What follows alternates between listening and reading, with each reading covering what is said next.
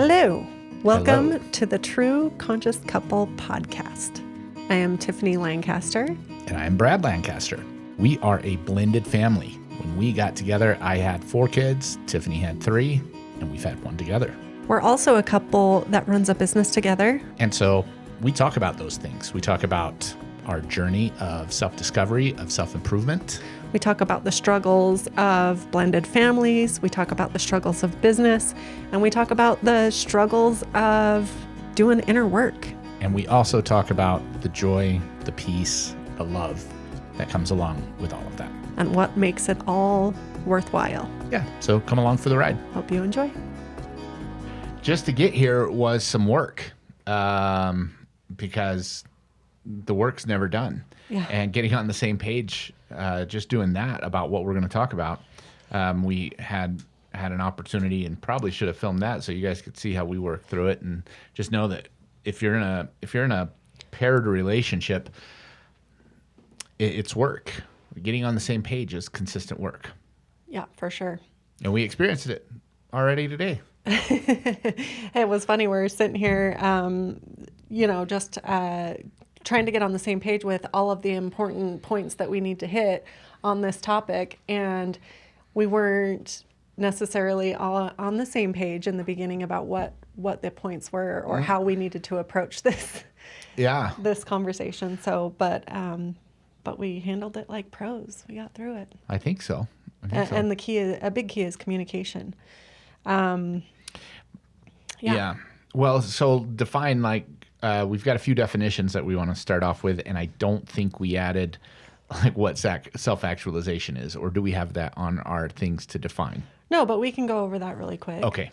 Well, why don't you start off, and because we've got a rough outline that we're going to be following today, and so if you want to, if you have any questions, like I said, you can post them in the live, but otherwise we'll just go through our outline. So self-actualization, ultimately, what it means for me is just becoming the best version of yourself. Some people have said, like reaching your higher self, but for me, I think it's just reaching the best version of yourself, being the best person that you can be. Yeah, Maslow is the first person to actually coin this term, self-actualization. If you want to go and research Maslow's hierarchy of needs, I learned about it for the first time when I was in college, and it didn't make much sense to me then. I mean, it sounded like a good ideal. Some of the ways that we've also been taught is it's akin or the same as enlightenment, or what else? Or like transcendence, where you are. Self-actualization requires an enlightenment in our book requires that you be in the world. Yeah. So let's start off with, because I think in order to reach this state of self-actualization, enlightenment, whatever you want to call it, the best version of yourself. And also it's worth noting that, when you reach the state of self-actualization, people also refer to it as bliss. Yes. Because it's not that you don't experience any problems in the world. It's that you work through those problems a lot quicker, and so there's not a lot of suffering. Versus beforehand, you deal with a lot more suffering. Well, actually, isn't that the whole? You just reminded me of something that we learned. The whole yogic practice is a practice to ease and eventually eliminate suffering. Correct. And it's not to eliminate struggle. Right. It's to eliminate the suffering that goes along with it. Is that right? Okay. Right. It's just to give you the tools to work through the stuff a lot quicker that comes at you. Yeah, so that as life's storms come at you, instead of meeting them with resistance and anger and trying to run away, or trying to fight them, you're actually able to find joy in that. Well, you start to recognize these cycles and loops that come at you, and you're like, oh, okay, this is just a lesson for me. So, but in order to do this in a relationship with your partner, it has to be a relationship that it has to be the right kind of relationship. Your relationship has to be ready for something like this. In other words, this doesn't work in a toxic relationship. Right. This can be very damaging for you, actually, if you're in a toxic relationship, because you have to be able to trust your partner at a super high level. It's one of the most important pieces. So We wanted to talk about some of the key components of a healthy relationship. Yeah. Right. So, and I think that can't be understated. You can do all of this work yourself. And if you're in a toxic relationship, whether you're the masculine or the feminine role in that relationship, it doesn't matter. Right. And toxicity can exist on both sides of the coin. There can be feminine toxicity as well as masculine toxicity. Okay. Yep. So one of the things that we determined that's important in a relationship that you're going to do this work in is making sure that you guys have the same values. That's an important one.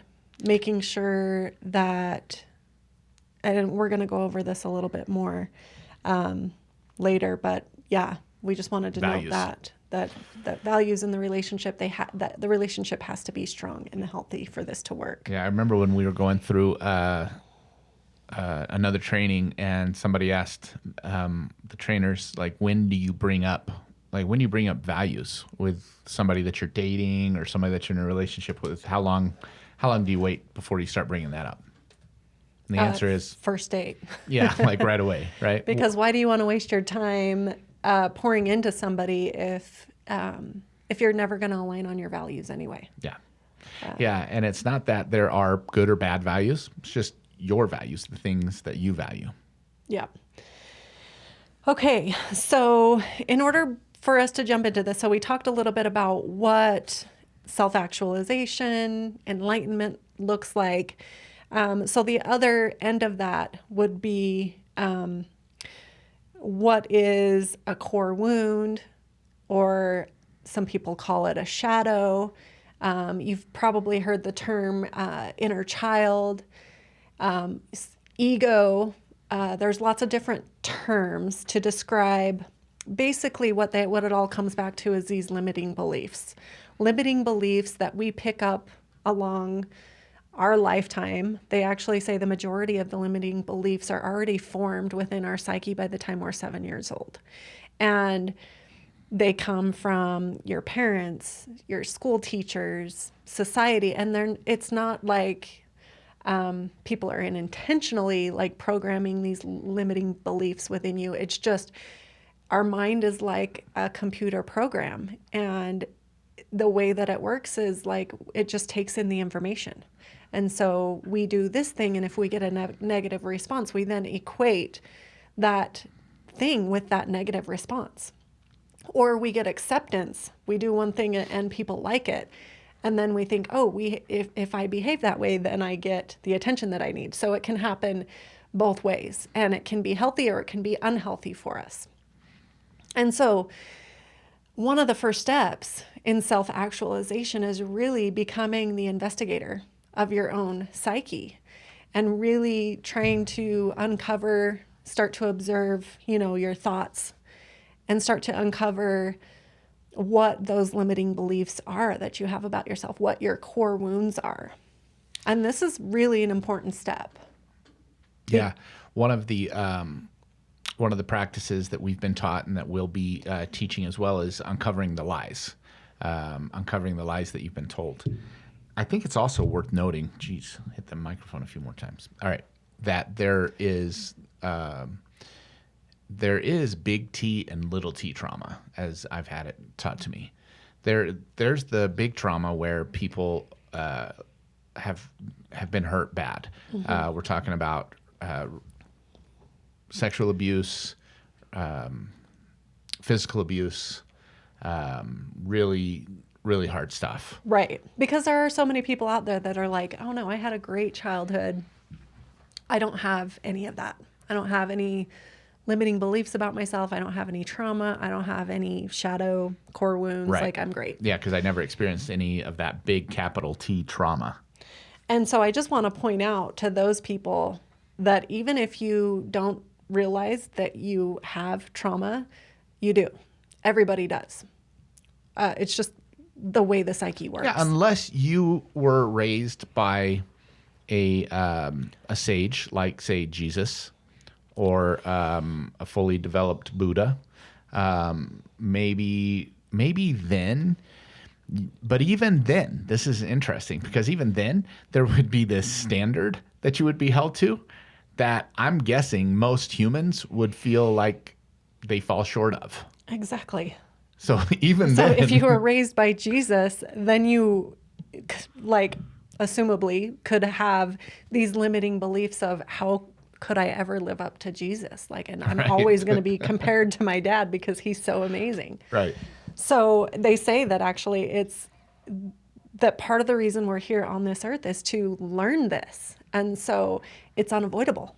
Like, as a mom, I remember when I first started learning about this stuff, I was like, oh my gosh, this is terrible. How do I not do this to my kids? And I remember it was actually my first yoga teacher kind of like laughed at me and was like, you can't not do this to your kids. You've already done it to your kids. Yeah. It's already happened. And we'll continue to, probably. Yeah. Right? Yeah. Very interesting. And so how does this hold you back? How does this show up? Well, the way it's shown up in my life is messages are given, and we all receive those messages through our own lens. And that lens is created by the stories, by the shadow, by the limiting beliefs that we've accepted. And proof of that is you can have a room full of 30 children, and the teacher can teach one principle, but every single child receives a different part of that lesson. One child might, like if you're teaching history, one child might remember the date that something happened. One child may remember the people that it happened to. One child may remember where it happened. What is it that's informing what they absorb? It's all based off of their perspective, which has been formed by already by the time you get a 6-year-old at school, 6 years of programming.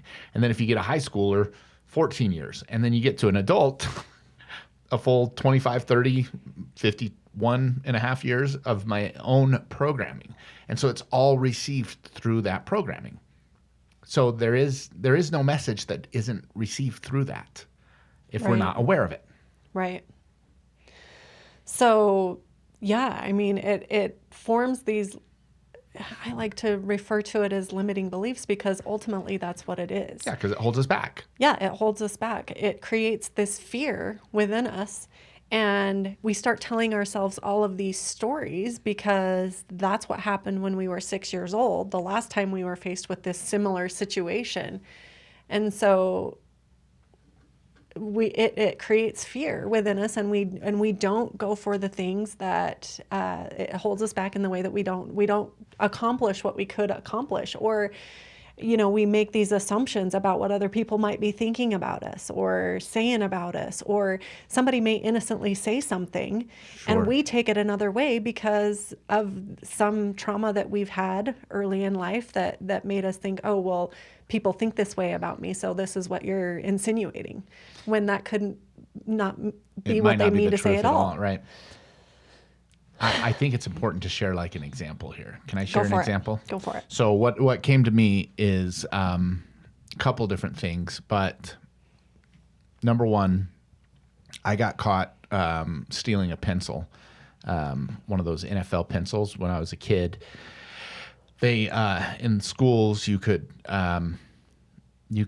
raise money different ways, like get points, and then you could buy things. And one of the things we could buy were pencils that had NFL teams on them. Mm-hmm. And I didn't get enough points because another thing about me growing up is I was really young for my age. I'm an August birthday, but I was a big kid. So I looked like I was older than the kids my age, but developmentally, intellectually, I was actually behind them. Mm-hmm. And so I always dealt with this insecurity that I wasn't very smart. Dealt with it all the way through, really even through high school. I struggled as a student. And so I would compensate for it, but that's another thing. I'll talk about that later. So I didn't get the points that I needed to get the credits that I needed to be able to buy the pencil. So I actually stole one from one of the kids, and it was a Pittsburgh Steelers pins, because that was in 1977, and they were really good back then. And or a pencil, I should say. And I got caught. And the teacher pulled up my desk, because that was when we had the desk that folded open. Mm-hmm. And I remember she asked me first, before she opened it up, she said, "Did you take whatever the kid's name, did you take his pencil?" "Nope." She said, "You're sure?" And I said, "Yeah, I didn't take anything," knowing that it's sitting in my desk. She opens up the desk, and I can remember, like, as she opened up the desk, just my heart sinking, because I knew I was about to get caught. And she pulled up, thanks, Trent. She pulled up the pencil and she said, "Oh, there it goes. We're back. We're back." She said, "You didn't buy this." And she knew I didn't buy it, because she was the one who operated the bookstore or whatever. I said, "No, I didn't." And she looked at me and said, "You're just a little liar, aren't you?"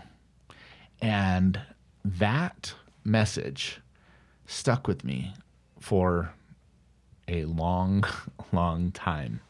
And it wasn't the last time that I would lie to try to avoid getting in trouble. I got caught other times. But you took on this belief that you're a liar, yes, that that's who you are. Yes. And so your subconscious, without you even thinking about it the majority of the time, tells these little white lies, because all of a sudden that must be who you are. Yes. Because you were told that's who you are. Yeah. Yeah. And without correcting it, and I had no conscious awareness around it as a child. And so I used lying as a way to stay out of trouble. Now, other people might say, "Well, Brad, you got caught. Why didn't you just learn?" Well, I don't know why I didn't, but I didn't. It's just not the way that the human psyche works. Yeah. Typically. I mean, for some people, there are scenarios where that happens, but really what inner work is all about, and uncovering all of these limiting beliefs, there's a process to rewire your brain. And ultimately what it is it's always coming back to, you are innocent, you are love, you are divine. Correct. This isn't who you are. Yeah. And we can talk more about that later. But that's ultimately what shadow work is, and inner work, and just rewiring these beliefs that we've taken on throughout our lives. Yeah. So that's what, and being able to see that and understand that this isn't me. That was just a version or a story that I accepted about myself. So this is really powerful work, and it can be extremely powerful in a marriage, which is why we're here. Because in a marriage, you have someone who is literally like your partner in life, your partner in crime, your ride or die. They know everything about you. They know what your core wounds are, what those... So there's typically, when I refer to core wounds, there's some kind of big limiting beliefs that we take on, that kind of they're like the overriding beliefs, the big ones that always come back. And for me, mine is that I don't feel very supported. So I grew up in a household where my dad had passed away when I was 7 years old. Tragically, he was run over. My mom dealt with a lot of mental illness and alcoholism. And so at a very young age, I became the parent to my mom. And I lived this life of scarcity from a very young age, that I had to be the one to make sure that the bills got paid, to take care of my mom, to just make sure that our household was good. Yeah. And so as a result of that, for example, I've noticed in my life that I have attracted partners that I can take care of, that I can, we're working on this now with Brad, but I've actually disempowered him to be able to support me in a lot of ways, because I felt like I need to be the one to take care of everything. And the result of that has been Brad feeling like I'm kind of taking everything over and not allowing him to be the masculine in our relationships. So anyway, that's how that shows up in relationships, right? But when you start to understand your partner's core wound, so for Brad, he deals with a lot of judgment. He feels judged because not just the incident when he was a kid, but religion plays into it and lots of other things. And Religion, culture, family, all of it. all of it. Well, and I'll just say this, Tiff, because there's the core wound, which is a wound of judgment or a wound of not being enough. And then there are the stories that are associated with those wounds. Right. And understanding, that's one of the beauties of being in a, did we talk about vulnerability already? Not yet. Okay. We're going to Where's talk about,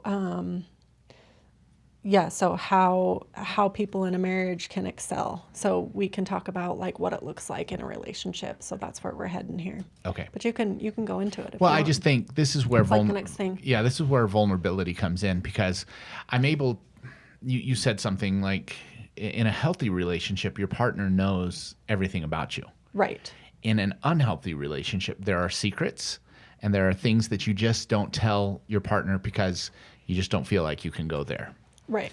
And this isn't something like, I will say this, it can be something that you're just both exposed to right away, and you both take on that, hey, we're just going to share everything. But that is pretty rare. And not only that, like, there's going to be layers to it. I mean, if you've, especially like us, we're a second marriage. I was 39 when we met. There's a lot of years of small Before. T from, Yeah. small T trauma. And you too. Right. And some big T trauma. And so we have to uncover all of that. Those are the stories. And then understanding that those stories relate to a wound, a core wound. And the wounds are fairly, like, there's a lot of the same wounds that we as humans deal with, but the stories are all different. Right. And so the way that you can start to kind of begin the process of doing this work is, first of all, you just need to become aware of these thoughts, the negative thoughts that happen. And then a powerful tool that I've used a lot, that we've used together, is you feel a negative emotion come up around a certain situation. And if you can sit for a minute and breathe and come into the present moment, and then ask yourself, when is the first time that I felt this emotion? When was the first time that I can remember feeling this emotion? And just allow yourself some space for the answer to come to you. And 9 times out of 10 for me, it has worked. And I have a memory of the first time I felt this emotion. And so a lot of times that's how you can kind of track down where it started, the root of the program. Right. So I just wanted to make that clear. So these are the steps here. So we mentioned earlier, what does a relationship need to look like before you can start to do this work together and hold your partner accountable? Like, what's the starting ground here? So we mentioned values already. Brad just brought up that you have to have a safe space to be able to be vulnerable. If you have a partner that ridicules you, or that you just simply don't feel safe being vulnerable with, then this is just not going to work. It can be toxic for you to be this kind of, if it's going to cause you more pain and more trauma, then don't get vulnerable. That can actually be really dangerous. Well, and one way to be a safe space is never use that information against your partner. Exactly. Like, ever. Ever. That's terrible. That has to be a given. Like, that information can't be used against you. You have to share the same vision, that you're both on this path seeking self-actualization and personal growth. This has to be mutually agreed upon. And then number 4 on here is you have to be expressing the highest form of love. And the way that Brad and I describe that is, you love, I don't like to say you love the other person more than yourself, but it's almost as if you do. You love that person. How do we turn that off? Well, it I would doesn't have keep- to go to my alarm and We should do that so it doesn't keep doing that, because it's going to keep doing that every 10 minutes. You Okay. can edit this out. That's okay. It's because I'm snoozing at home when I hit the button.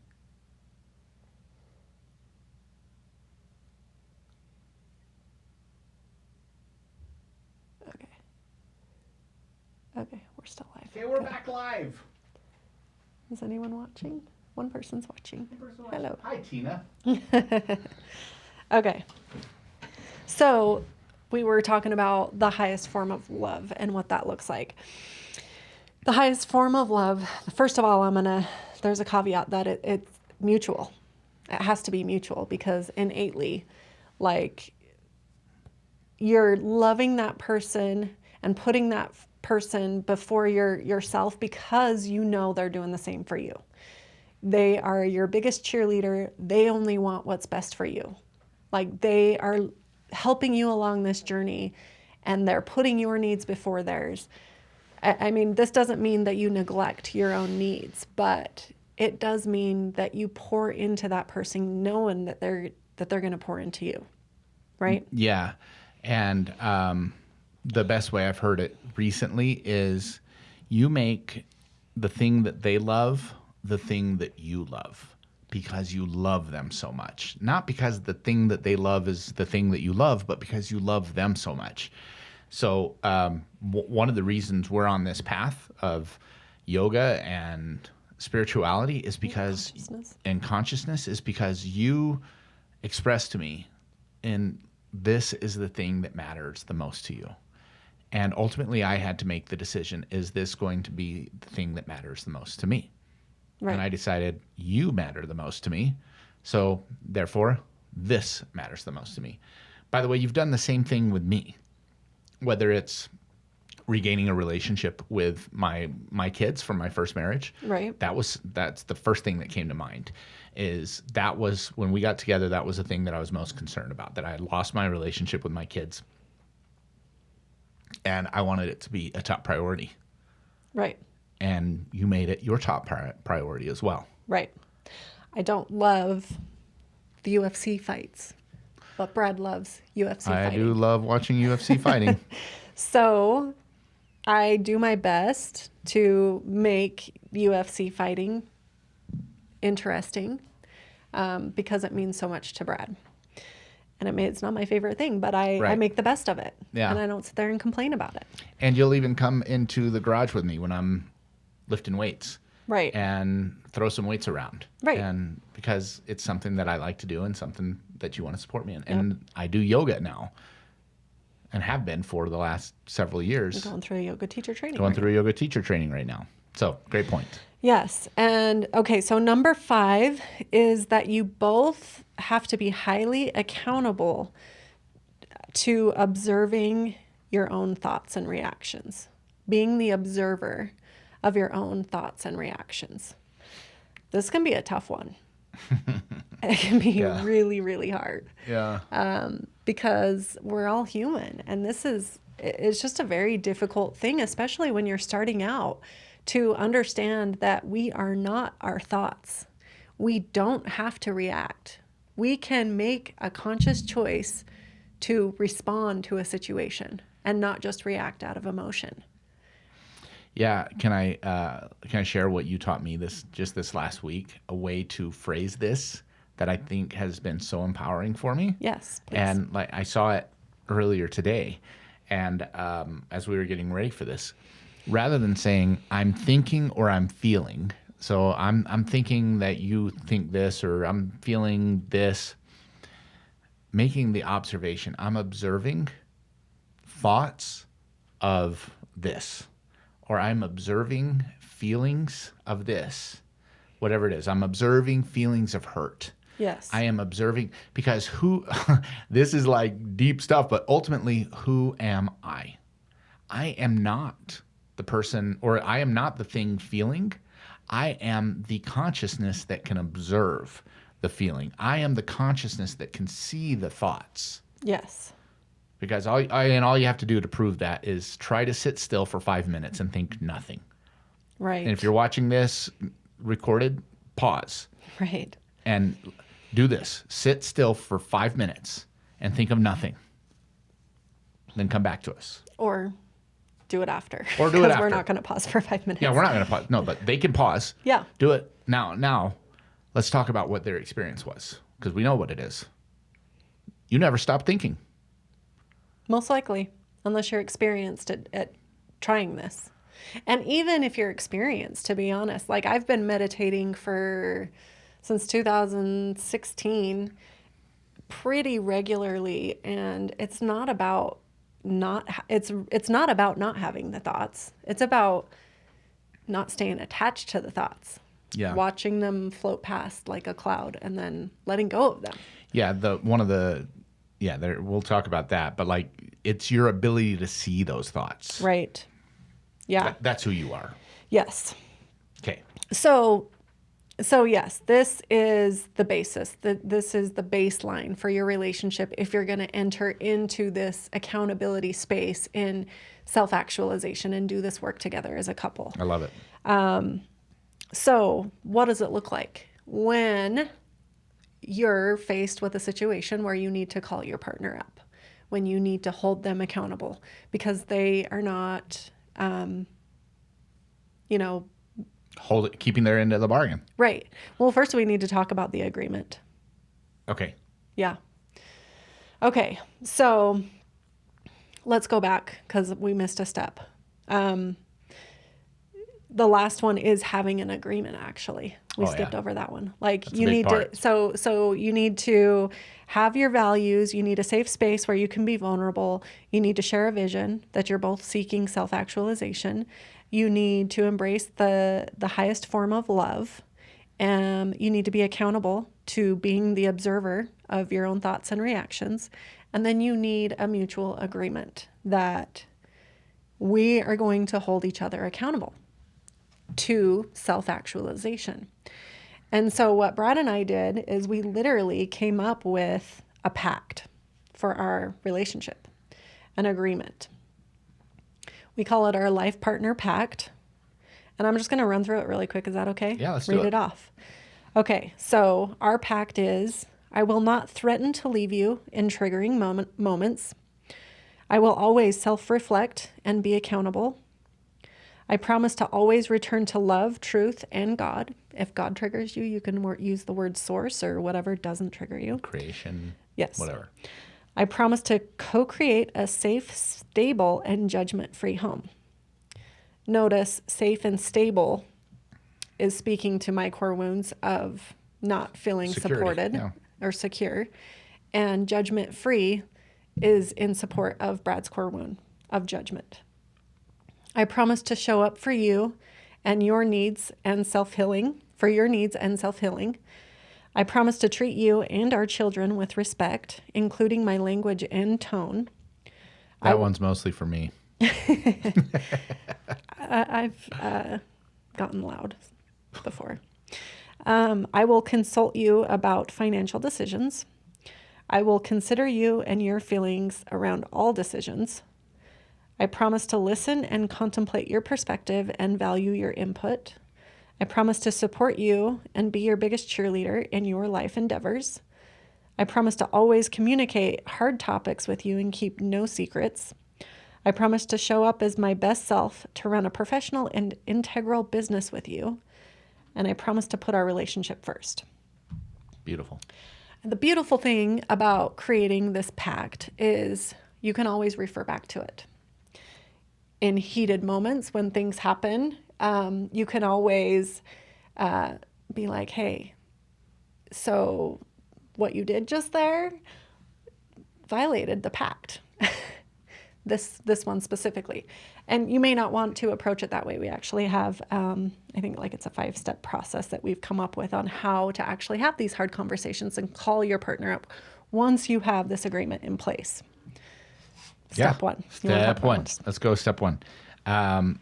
Number one, and this is, we've found this to be critical, whether you're reminding somebody of agreements and asking for, hey, we need to get back on the same page, or if there is something that you're just triggered about or that you're hurt about.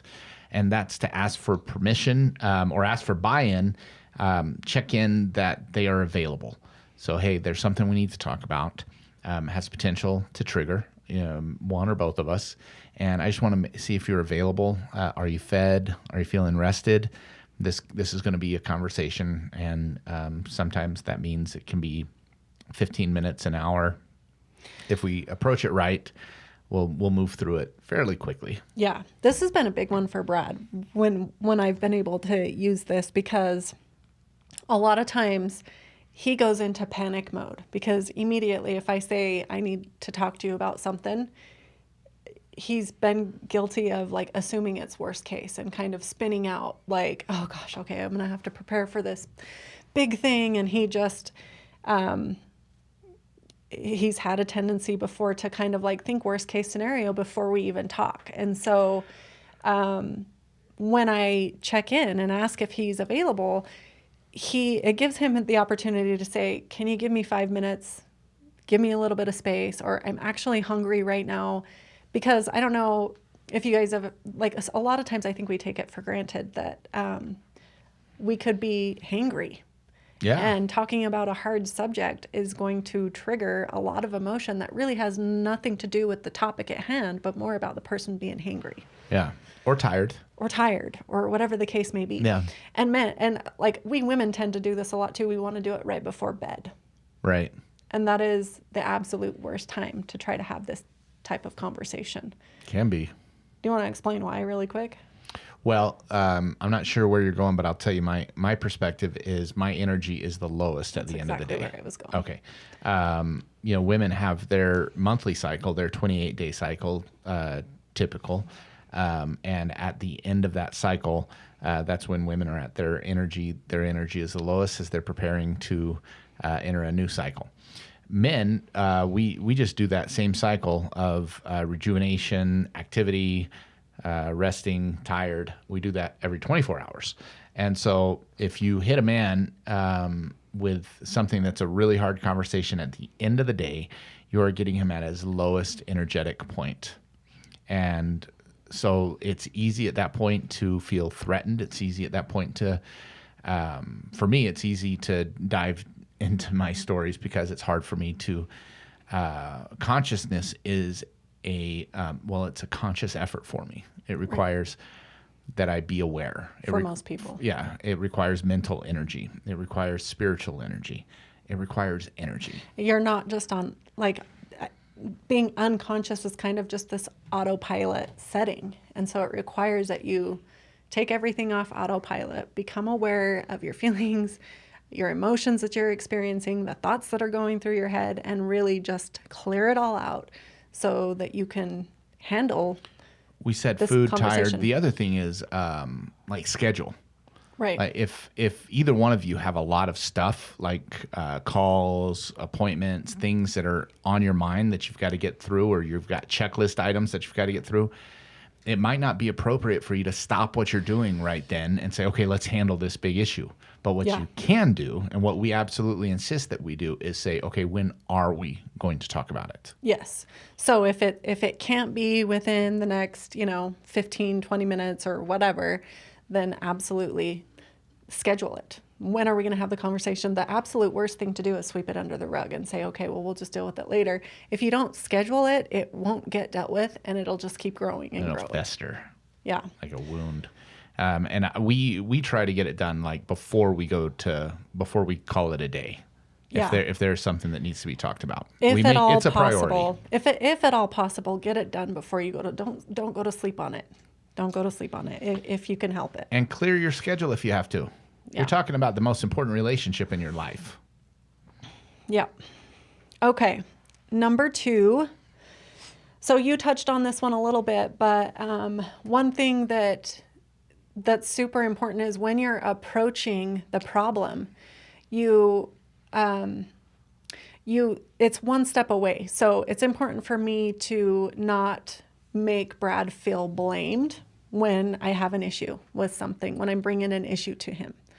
So, like he mentioned earlier, one of my favorite ways to start this conversation is I'm observing these feelings within me. When this happens, when you're engaging in this type of behavior, I'm noticing these emotions come up. I'm noticing these feelings, and it feels really crappy. Like,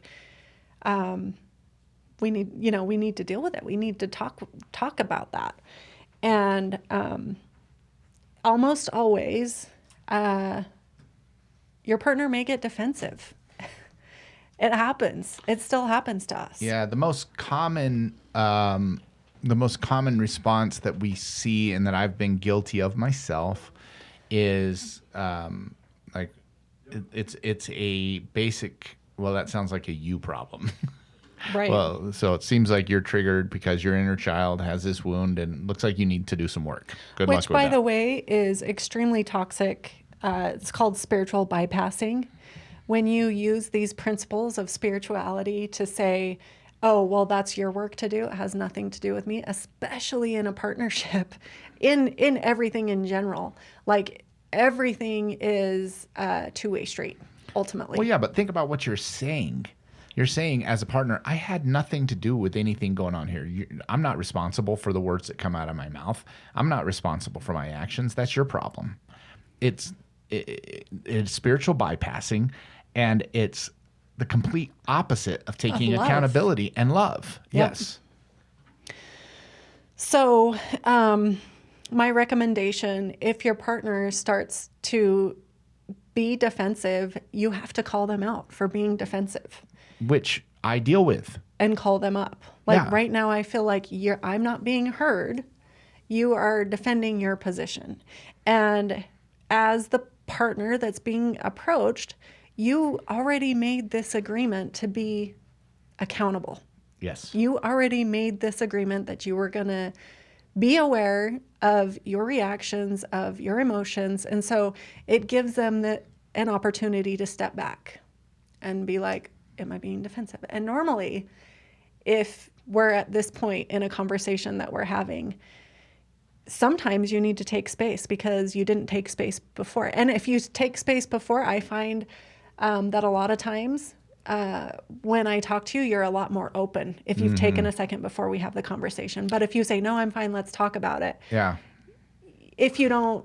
Well, it's an interesting thing, because when just taking 5 minutes, when you tell me, hey, there's something we need to talk about, what used to go through my mind is, what have I done? And I start replaying in my mind all the mistakes I could have made. What did she find out? What did I do? How did I mess up? And now, when you ask me that, I'm able to think, okay, this is an opportunity for growth for me. Right. This is an opportunity for me to acknowledge, of course I'm not perfect. Of course I've done something, and it's okay. Like, I whatever it was, I know my heart. I know I didn't intentionally try to hurt Tiff, but I did it anyways. And so I need to learn from this, because I love you so much. I don't want to continue to hurt you. I don't want to continue to cause you suffering. So let's dive into this. Let me figure out how I can be just a little better today. Yeah. Well, and what I was going to say is, it's super important to isolate the problem. Like, it's not, it's important to not identify with the problem. It's outside of me. It's outside of you. It's this thing that we as a team are going to tackle. We as a team are going to figure this out. It's not like you're the problem, I'm not the problem. We're not trying to figure out who is the problem. The problem is separate from both of us. Right, because we are not our thoughts, we are not our feelings, we're not our actions. Those are just things that come out based off of our programming, our learning. And so this is just evidence of poor programming. Exactly. So let's reprogram. Let's delete the poor program, the malfunctioning program, the malware, and let's add some good program. Yeah, let's replace it. Yeah. So if you find yourself getting defensive, or even if you're not defensive, a rule of thumb is to get curious. Get really curious. If you're not understanding what your partner is saying, if you're not seeing their point of view, get clear. Ask questions until you fully understand what it is that your partner is feeling. Yeah. And so often, the reason why you don't have to take it personally is because it's not anything personal. Like, in getting ready for this getting ready for this podcast, Tiff had drawn out this outline, and she was doing it here in person. And I was not understanding what was going on. We had different expectations for how it was going to happen. And we were able to acknowledge, hey, we're not on the same page. What's going on here? Yeah. So I'm more a planner. And I want, like, I execute at a super high level, but I also need to have the plan. I need to know how we're going to execute. It needs to be clear and concise. And Brad's more like the wing it type of guy. He's just execute right now guy. And so a lot of times that can throw us off because I have an idea of, okay, well, what do we need to do in preparation? And Brad's like, we don't need any preparation. We can just go. So yeah, I mean, we experienced that today. We experienced it today, and we'll probably experience it again, where I'll be ready to go. Okay, great. I've got an idea. Let's go. And you're like, hold on.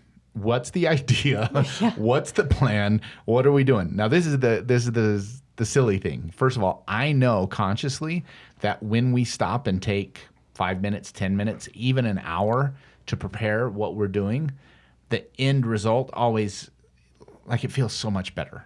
Right. And you're always happier with it. And so I'm always happier with it. It's just something better that we do as a couple. And so I had to remember, no, this is a correct principle. This is growth, Brad. Like, this is. And you did a great job of staying curious, like we were talking about, because you were like, okay, I'm not really understanding what's going on. Explain to me what's going on. And I explained, like, I really want to be concise in conveying this message. And you were, I think that's why it went so well. I think so, yeah. So as part of staying curious and really seeking to understand your partner, I think it's important that when you think you have a good understanding of what it is that they're trying to share with you, it's important to repeat it back to them and ask them. Yes, get clarity on it. Yeah. So what I understand is when I do this, you feel this and it makes you feel this, and you know, I don't want to make you feel that way. And then the next step would be to validate their feelings. Let them know that I understand why you would feel that way. That makes sense. Like, yeah. And then an apology must always consist of, like, an action plan for next time. Here's how I'm going to change that. You can't just be like, oh, I love you, I'm so sorry, and then not have a plan of how you're going to fix it. Because then you're not solving the problem. Yeah, this is something we struggle with our kids. Right. When younger children deal with this, when you're following a similar process, they'll just say, I'm sorry. And that's not an apology. Right. That's trying to end the conversation. That is coping. That is brushing it under the rug. It's a lot of things. It's kicking the can down the road. Well, ultimately, the whole goal is to come up with a resolution for a problem. Yeah. And so if you don't come up with a resolution and you just apologize, it's just not going to last very long. You're going to end up dealing with the same thing again. And you still may end up dealing with the same thing again. Yes, you may. But at least you can come back to, like, this was the resolution. This was the plan. Well, I actually think it's important to note you probably will. Right. If this is coming from a core belief or or shadow work, this work takes time, and because it comes up in different ways. Yeah, on different days and different ways. It's almost like the universe. When you feel like you've healed something, it's got to make you prove that you've healed it by having it show up. Yeah, I was going to say prove it. It's going to make you prove it. In all these different ways that you'll see this, like, loop come back to you. Yeah. Okay. Where are we at? Well, we're right there. Oh, yeah, great. Yeah. Yeah, I just Go wanted ahead. to end on that note. Yeah. So there are going to be times that both of you may be operating on autopilot, and both of you are triggered, and both of you are digging your heels in and are just pissed. And you may not be disrespecting each other, but you're both just, you're in that heated argument. I think we all know what that's like. If you're in a relationship, like that happens when you're both just like dealing with anger or, you know, whatever that emotion may really be, the hurt, right? And you're digging your heels in because both of you really want to be heard. And it's really important that that one of you, eventually one of you has to be willing to give. That at the end of the day, one of you has to be willing to say, okay, I'm going to put my feelings aside, even though in this moment I'm really feeling like I need to be heard, I need to be validated, but this situation is not that time. Like right now, I'm going to be the one to bow out and say, okay, Do you know what I'll just hear you. came to me, and I don't know, do you think it's you're putting your feelings aside, or are you putting your ego aside? And because I've seen you do this, and I've done it before, you're being courageous at this point. Right. You are. So I think it's like you're really saying, okay, ego, Valid point. you go away. It just came to me. Yeah. And you're saying, I'm going to be courageous right now. What I will say is it can become toxic if it's only one partner that's doing it. And I, like, to be completely vulnerable and honest, I have felt at times in our relationship that I end up having to be the one to bow out and say, okay, I'll hear you. We'll make this about you. And so I've had to say to you before, like, I'm feeling like I don't ever have the opportunity to feel heard. And so it's just important for both of you to be aware that it's a combined effort. Mm-hmm. Like, one of you have to be willing to do it. And it really, even though you shouldn't keep score, because keeping score is not good, but it needs to be the overall feeling that like both of you are putting in that effort to hear the other. Yeah. And the other thing I'll say is if you are the one who wasn't courageous enough and you see your partner being courageous, again, don't use it against them. Right. Like, it's not see, I am right. Right. It's what I think of when we're in these things, and normally I don't think of them until afterwards, but I think it's a race to courage. Who can be the first one to be courageous? Because to get through this, it's going to require that we both move into courage and accountability. Yes. And who can get there first? Yeah. And that's the kind of race I want to be in. Yes. But if I don't win to courage, then I need to be right behind. And that means, again, shelving my ego and saying, I'm going to take responsibility and accountability for my part of this. And that means, for me, it means I'm taking responsibility for all of it. Because if Tiff's already in accountability, she's taking responsibility for all of it. Right. So that means I need to take it away from her. I need to say, no, this is me. This is the work I'm doing. This is what I need to do. And I'm sorry, and I apologize, and I'm going to do this to make sure you feel supported, so that you feel seen, so that you feel seen and heard. Yeah. And then it comes right back to me. Right. And all of this is working out for your benefit ultimately, because it all comes back to this idea of self-actualization. And so you are loving your partner so much that you're willing to be that mirror for them. We've had some great mentors talk about how the thing about relationships and about like twin flames or soulmates is that person is there to help you grow. That person is there to help you become your best self. And so in order for that to happen, they are going to reflect back to you the work that you need to do. So it's such a beautiful way to realize that it's all for your benefit. That is love. Yeah. Ultimately, you're the one benefiting from all of this. We've said this a couple times before on our podcast, but it's worth repeating. Your soulmate is simply another soul that has agreed to go on this journey of inner work, self-reflection, self-actualization with you. And you're going to do it together, and you're going to hold each other accountable. With love. With love. And compassion. Compassion. And because when we go through this, like as we were talking, I felt the joy and the peace and the happiness like that. It just feels like it's just springing up and filling every soul or cell of my body, that happiness that comes when we get through it. So we go through this intense discomfort, right? And we sit with it, and we talk, and we cry, and we search for the way out of it. And one of us finally finds the courage to move into accountability and say, this is how I'm going to be accountable for this. And then the other one always comes right behind. And it's true, most of the time it's been you. Occasionally it's been me that leads the way. That's both our work. But we get there. And when we get there, it is the most beautiful like connection that we feel. Yeah. And well, what flourishes from it's like what's coming to me is the lotus, right? What comes from all of that mud and muck and those arguments every time they happen, and we find the best way to get through it.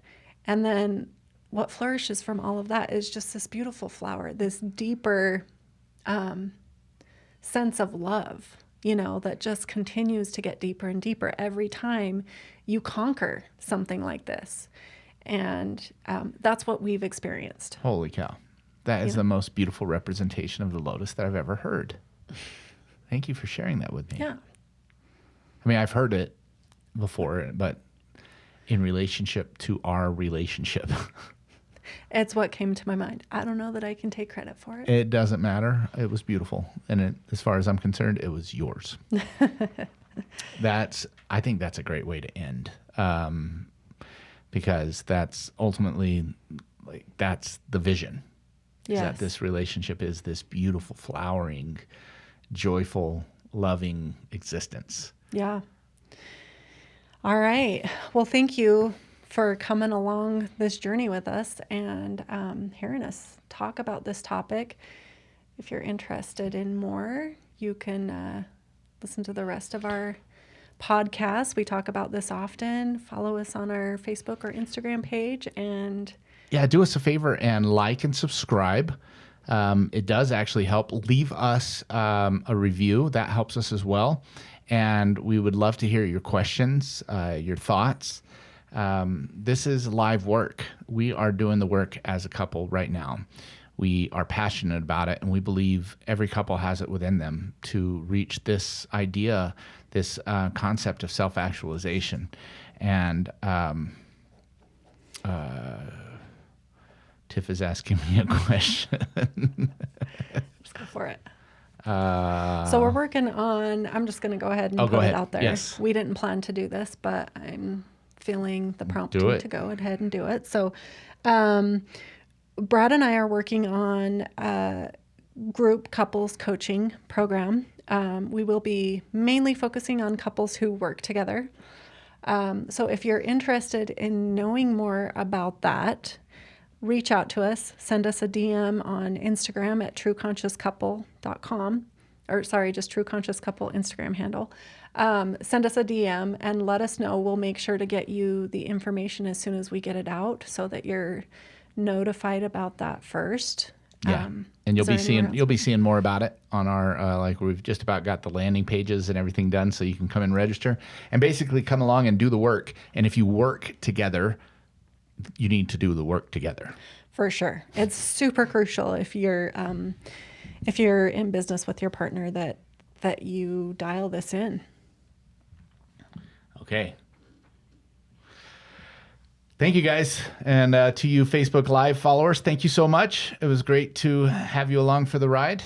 And stay tuned for next episode. Oh, by the way, we should announce also, we're going to begin doing real estate versions of this, where we're going to start talking about real estate, but we're going to label it as a real estate. So if you're only interested in listening to us talk about relationships, we'll relationships and blended families is going to be the main topic of our podcast, but then we are also going to have just a little we're going to start adding some real estate specific podcasts with some guests and teachings, real estate stuff. Cool. All right, guys. Thank you. Thank you very much. Have a great day. Bye. This podcast is brought to you by the Tru Agency Real Estate Team. If you are looking to buy, sell, or especially right now, invest, by the way, you should be investing in real estate right now, contact us. Or if you're a real estate agent that is committed to personal growth, we need to talk. We are looking to grow our real estate team. So if you're looking to buy, sell, or invest, or you're a real estate agent and you need growth, contact us. Also brought to you by Tru Studios. If you are in Tooele County or nearby, we record, edit, produce, distribute all parts of your podcast. We give you the space, the time, the expertise so that you can have your own podcast. All you have to do is show up, be there, and then we handle everything else. So if you've always wanted to have a podcast, don't know how to start, don't know how to do it, get a hold of us. Reach out. You can reach out to us at Tru Studios or Tru Conscious Couple or Tru Agency Team. Reach out to me, reach out to Tiffany, reach out to Trenton. All of us are available. We would love to help you get that out. Thank you so much.